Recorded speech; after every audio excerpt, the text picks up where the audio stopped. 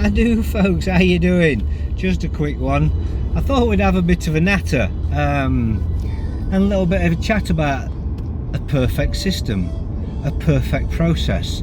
There's a perfect process in play right now, and you see it. It's right there in front of your face.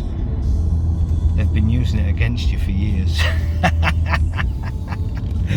That's the reality. They have got an absolute perfect system. They created the perfect system where, coupled with fluoride and all the other things that they do to you, you're going to be too lethargic. Your response to your self-preservation will be impaired. Which it is chemically, otherwise you'd be just going, oh shit, I'm not having that shit. But anyway, they've got a perfect system on you, and this perfect system, it will take you every time, and it kind of carries itself, or carries you, into the end goal of the perfect system, the end result of the perfect process, should I say. But this system, what it actually does, be it a speed camera or a council thing, it don't matter. As you go in speed cameras and anything automated, you're dealing with the automation side of it. But if it's Bert and Betty down at the local council just doing the job, then it's still the same thing. They've just managed to automate it on one side of things. But what they've got is all these systems in place to just keep funneling you effortlessly, because whether it's a computer or whether it's Bert or Betty, their job is to just take this, sort it and put it over there into that pile, and that goes there, and now you're on this road towards court, and whatever comes back they can ignore, because don't forget, you're going into an administration process with this, and it goes into an administrative court. It doesn't go into a true court de jour. There's no real court going on here. This is just commerce that's being conducted, just commerce with your Sescovy. But your name is pulled into these court processes so they can attach to this. Now, this perfect system, you would say, I wrote something and they ignored it, and eventually it still went into court, and they didn't say anything about that, did they? No. Well, is that full disclosure? No. Why can they get away with that? Well, that's simple, because it wasn't a court. Excuse me. It just wasn't a court. It was an administrative hearing. It was you had an invitation to it. You acquiesced because Sodom, they don't have the right to do this, so you didn't bother going. But what happened? They'd sent their letters to you first, leading up to court. So they'd followed CPR. It followed this little train that took it there, so effortlessly. Everybody involved, or every computer system involved, all keyed up to do this. So it just carries you straight the way into court. You weren't there. They found in their favour because you weren't there. Basically, you acquiesced, and as far as the court's concerned, you sent nothing. And you go, yeah, I sent this, I sent that, but you sent it to them, and they was under no obligation whatsoever to hand it into commerce, because that's what was going on, into the administrative court, because it wasn't a court de jour. If it was a court de jour, full and complete non-misleading disclosure would have had to have been given. But in a magistrate process, no, pretty much they can do what they bloody want. We can see every day that they can do what they want if nobody's there saying, hang on, you can't do what you want. So they have got this absolute perfect process. And so what's the solution to a perfect process? Use it. That is kind of, if it's that perfect and you can't find out how to beat it, the only other option is use it. Why is it so perfect? Because there's no real way out if you use it. Because, as I say, lots and lots of videos, what they do is all fraud, and it comes crashing down like a house of cards as soon as it's brought into question. Now, using their process, not only brings it into question, that's how you start it off. You start the process off by bringing the questions, and you bring these questions forward, they don't get answered, they go into acquiescence. Now you get to bring your case forward. Now, this is the perfect process, because by the time you go into court, it's default judgment.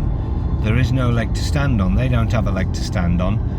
They don't have a fight. They can't bring their dog to this fight now because they had that chance. It's gone. There's an affidavit gone in at this stage.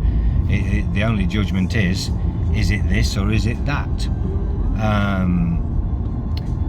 The judge has got to look at it impartially or explain why he's not impartial.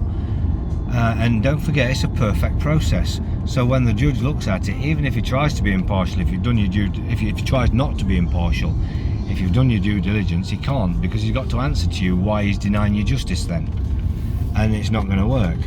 And also, if you've done your due diligence, your case is absolutely rock solid. It will be taken into court, it will be accepted into court, and I can say this in all honesty, it's not my place to go into it, but a good friend has got a couple of cases going into court, gone into court now, been accepted into court, even as the man, the name as the man, and they're going through for judgment now. And these quite exciting cases, you'll hear about them and what comes of the results of them. That is a fact. But these processes have been being worked on for a while, and they've gone through. So we've absolutely proven that this perfect process does take it into court, and as like I say, we've got to wait for the judgment, so there's no point in getting ahead of ourselves. But if there's not a positive judgment on it, they're in a lot of trouble then, because obviously they'll be denying us justice, or denying him justice, and everything will be done from that point on to go back for that. That just takes it then into a higher court.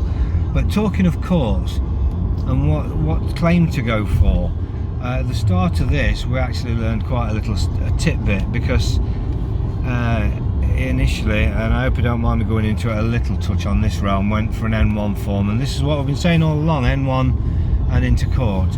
But as he was going for it, the court actually advised him, and you do find that county courts do actually advise you every now and again of good little snippets, and they said that if you're going for judgment only, you're not going for monetary, go for an N208, because the N1, they don't take them too serious if there's no money with them.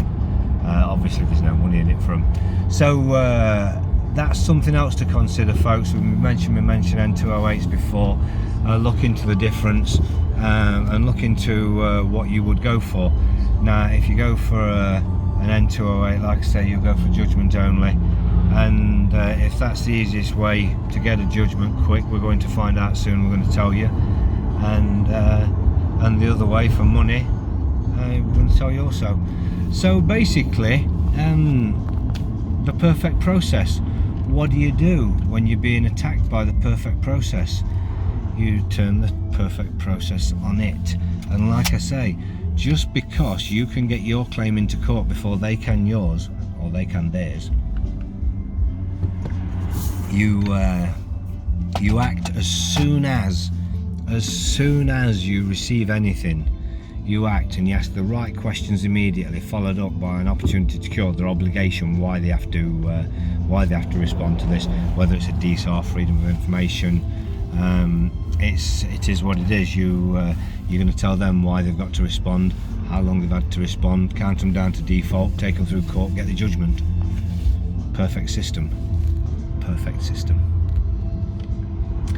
Help with this process may be coming very soon to a website near you. Maybe. What can I say? But this is an absolute perfect system. These creatures that destroy your lives, they're just part of the perfect system. You've got to get on board. You've got to realize what's going on. When you realize what's going on, you're going to get your head into it, and the more you look into it, the more you're going to realize they have got the perfect system. It doesn't mean it's a perfect system because it wins it's not like Uck a Duck, everyone's a winner. It's a perfect system because it is a numbers game, and by numbers game, I mean, there must be a fair few people out there that say, I've never had a fine, I've never had any form of forfeiture whatsoever, but I doubt if there's anybody out there that can hand on heart, with knowledge, they've probably not got the knowledge, but hand on heart say they haven't been screwed by the system. The system isn't taking something from them that they don't own or they shouldn't be paying. The system hasn't had them for years and years and years. There's nobody, as far as I can see. So on a numbers game, it is absolutely perfect, because they have literally everybody falling in to thousands and thousands of traps of monetary value. Thousands of these traps. So as you're going to fall into them at some point, now you're going to be, well, you think about it, just for going a couple of miles an hour over the speed limit, you will then, if you don't act appropriately to what they would expect you to, i.e. pay them some money, they will come after you like you're fucking Jack the Ripper. They've got whole teams on you. They're going to track you down. Think how this works and why it works, because these tenacious people, they don't know you, they don't care about you. You are just a number. You are one on that daily list because there's somebody whose specific job, they took on that job to sit there and have you and everybody else that falls into their remit of duty, into their portion of the actual job that they're doing, the actual process, be that to send something out to you, or just file that into court, put a claim on you into court. It's just a form, and they'll be doing them en masse. So somebody will be sitting there just filling out these forms all day long, or now more likely the computer is. But the computer, we may as well call it Betty, haven't we? Or Bert, because it's just Bert and Betty automated. Bert and Betty would still be more than happy to be there screwing you over if they had the chance. It's just that they've got a computer now, so they can screw Bert and Betty over, who screwed you over for probably 20 years with no respect whatsoever, just to be replaced by a computer. And then they're getting screwed over because now they ain't got a job and they can't afford to pay theirs either. Good old Bert and Betty. But this is the world we're living in, isn't it? People follow whatever their masters tell them, be that on the sheeple side or be that on the employee side. As long as you can come home with your wage, you will sit there, and most folks don't even realise they're kissing arse or screwing everybody else over by just saying yes sir, no sir, and trying to do as very best a job as possible, trying to impress, because maybe one day the boss might say hello, I remember your name, as they walk past. Make you tingle, won't it? You see how little, and everybody knows, and especially bosses, they know just remembering your name will make you work harder. And it's a scientific fact. Never mind greeting you as they walk through. Hello, acting off. Oh, he's lovely. My boss is lovely because he says hello to me. He likes me, he does. Yeah, wait till you fuck up. Or wait till the computer but fucking part 2 comes through, 2.0. They've managed to get that now. So Bert, thank you very much for all these years hard work, but do us a favour, fuck off now, we've done with you. Got this computer now, 5G's coming, that'll do that. Think how many of you are going to be replaced by 5G. The computer processors, and this is why people don't get, and especially those that are in those jobs that they haven't lost yet, they don't get the need for the culling as far as the elites are concerned, because all these processors are coming out with technology that's going to put, what do you reckon, 90% of jobs out of action over the next 10 years if things carried on as they were. What are all the useless eaters doing then, when there's nothing? I mean, fair enough, they created this shit, really, they should feed you. But do you think they're going to? No? They're going to stick something in your arm instead, aren't they? But hey, all with your consent, what can I say? The world's wonky and it's getting wonkier. But just remember what I say, folks, and I keep telling everybody, we're in year one of a 10-year plan. Year 1, and some might argue it as no, the lockdown started in baby there, but no, we're in year 1. You got warmed up first off, 2021 to Agenda 2030. Enjoy, it's coming. things are going to change drastically day by day, week by week.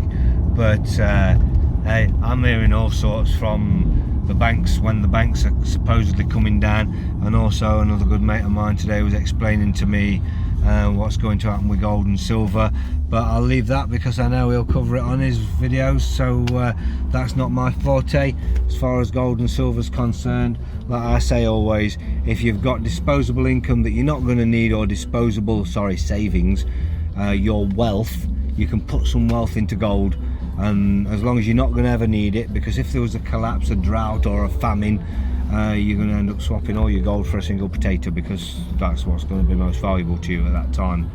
As far as silver's concerned, that is the man's currency. That's what you'll be able to do something with. But again, I don't believe there's anything other than protecting your future can be done with gold and silver. If you're going to put it away, not come back to it, not use it, not swap it for potatoes and have it there after the fact, when whatever system is coming next is in place, then you'd be able to exchange it for whatever currency that I got, and you'd have some of their currency if that was your bag, or you'd keep it and trade for gold and silver. But as far as usable currency in a shit at the fan situation, no. And I'm absolutely adamant. There's loads of people who will argue with me, but the reality is there's no infrastructure whatsoever for gold and silver to be actually put a working currency. I've lost some strawberries. make the motor smell sweet. There's no infrastructure for gold and silver to be a usable currency.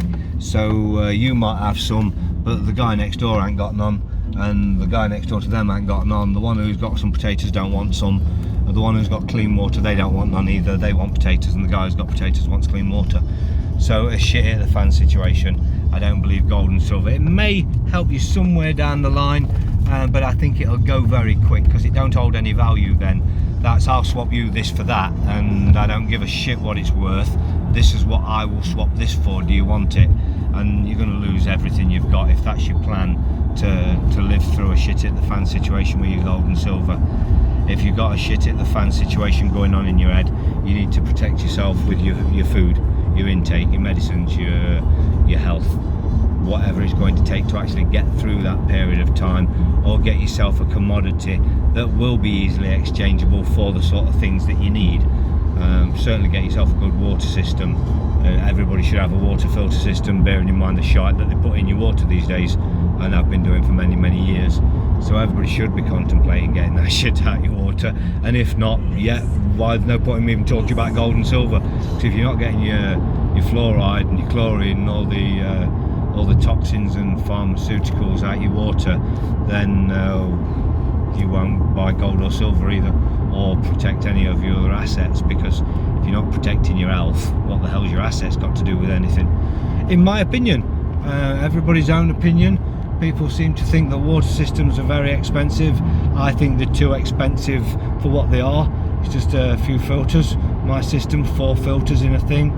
I think it's about 250 quid for my Coldstream system, Coldstream Sentry, 4 ceramic filters with inside it, and yeah, them filters are about £100 for a set, and change them every year, clean them every couple of months, but it is what it is. I could probably keep them for an awful lot longer going as I do, but I don't trust anything. How can you even trust them at the end of the day? How can you trust anything? Because we're always given something. We can only get our water tested and know what we're doing. Some folks go for reverse osmosis. Some folks have just got a distiller there, it's distilling the water. I don't go for that personally. Some people swear by it. Horses for courses. I'll tell you something, them that are drinking just distilled water and me drinking from my Coldstream, one thing we've all got in common, we ain't drinking their fucking fluoride. So get it out, whatever you do. It don't matter if I do that or I agree with that. I can tell you one thing for sure, everybody I know that distill it are happy that they're getting the fluoride out of the fucking water. So and they don't seem to be doing the stupid things either, so there's a bonus there for whenever you're getting your fluoride out of your water. Maybe you stop doing all the stupid things, or you stop acquiescing to the things that you really shouldn't acquiesce to. I don't know. Hey, the world's wonky, and if you don't act anti-wonky, you're going to get all wonky yourself. What can I say? Find us on Wonky World, we'll tell you a little bit more about how wonky the world is, or just spin your bloody head and leave you wonky. One thing or the other. But that's what we've got, and at the end of the day, that's where I'm going to leave it today. Bit of a natter, and yeah, just explaining there only really needs to be one perfect system. There don't really need to be a perfect system and a solution. One perfect system is its own solution. So learn to work with it, and stop taking your fluoride, and maybe you'll follow something through to court and get your own judgments. Because when you think about it, you think, oh, that's a lot to do. Well, it's a lot to pay when you got to pay something on a yearly basis, or a monthly basis, or a weekly basis, or every time you pass something that flashes a bloody light at you. That's a lot to pay. So look at it in terms of how much you're going to pay in a lifetime on all these fines, and how much time and effort it would take to get all of these little systems out of your way just by a claim on each that you wouldn't even have to go to court for. You can just put it in, it's all automated, it goes through, get you judgment, and now that's that out of your life. You got a judgment on a council tax, your council tax is never bothering you again ever in your life. How much you just saved? A couple of grand a year for life. So come on, how much is things worth to you? Maybe we have to start talking to you in monetary value, tell you how much you're going to save to make it worth you actually learning something. Because get out of unlawful claims doesn't seem to cut it. Folks still want a template, but learn this shit. And they think of your council tax bill. How much do you have to pay them every month or every year, or however you pay it? Well, if you didn't have to pay that anymore, right, what about every speeding fine? Well, if you managed to get a judgment on that, and now you got judgment on it, so whenever you got one, you just send your judgment to the chief of police of that area and say, do you really want to play with this shit? You'd probably have a nice little notice put together actually as opposed to that, but that's what it would be saying really. Is this really where we're going? Because there's judgment already, so this is going to be really quick and simple. So you can absolutely deal with all of your issues just by learning to follow through. And like I say, help's coming with follow through. We're going to be teaching that really soon. But for now, get your head into it, start learning.